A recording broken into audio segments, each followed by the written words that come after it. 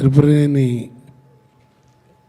రాజా ఈ సినిమాని చాలా రిస్క్ కంటే కూడా చాలా ధైర్యంగా చేసి తీశాడండి.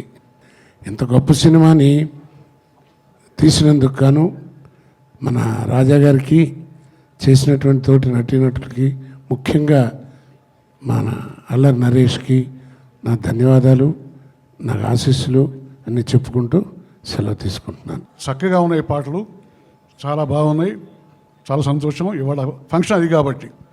ఇకపోతే మా రవి, మా చలసాగర్ అబ్బాయి, మావాడే. అతని గురించి తెలుసు, చాలా సినిమాలు తీశాడు. నేను మొదటిసారిగా అతని డైరెక్షన్లో పనిచేశాను. ఇప్పుడు రవితోటి 4వ సినిమా ఇది. 2 సినిమాలు తండ్రి చేశాను, ఇప్పుడు ఈ సినిమాలో చేశాను అనుకోండి. జనరల్గా మాకు ఆర్టిస్ట్ ఏదంటే సెట్లోకి వచ్చిన తర్వాత కొంత ఒక షార్ట్ అయిపోయిన తర్వాత మళ్ళీ జోకులు పీకులు ఏవి చేస్తుంటాం. ఇక్కడ అది కాదు. 2వ షార్ట్ ఏమిటి, రవి ఏమి పెడుతున్నాడు, దాంట్లో మన డైలాగ్ ఏమిటి, మళ్ళీ ఎక్స్ప్రెషన్ ఏమిటి, నడుస్తున్నా కూడా స్టెప్ తక్కువ పడకూడదు, మెట్టు దిగుతుంటే తప్పు పడకూడదు. ఊరి నాయనో, ఇది చాలా ఉంది డైరెక్షన్. అంటే ఇది మూకీ డైరెక్షన్ కాదు, కొత్తగా వచ్చిన టాకీ డైరెక్షన్ కాదు, స్టేజ్ డైరెక్షన్ కాదు, టీవీ డైరెక్షన్ కాదు. ఇది మహానుభావులు గొప్ప గొప్ప మేధా డైరెక్టర్లు మనకి ప్రసాదించిన ఆ దర్శకత్వం ప్రతిభ. లేదు, హింస పెట్టడం కాదు, తెలుసుకోవాల్సింది చాలా ఉంది. మేము ఆల్రెడీ తెలుసుకున్నాం, చాలా సినిమాలు చేసాము, పెద్ద నటులు అని చెప్పి మేము గర్విస్తున్నాము. ఇది ఏమి లేదు నాయన, చాలా ఉంది మీరు తెలుసుకోవాల్సింది అని చెప్పి ఇతని డైరెక్షన్ తెలుసుకున్నాం మొదటిసారిగా.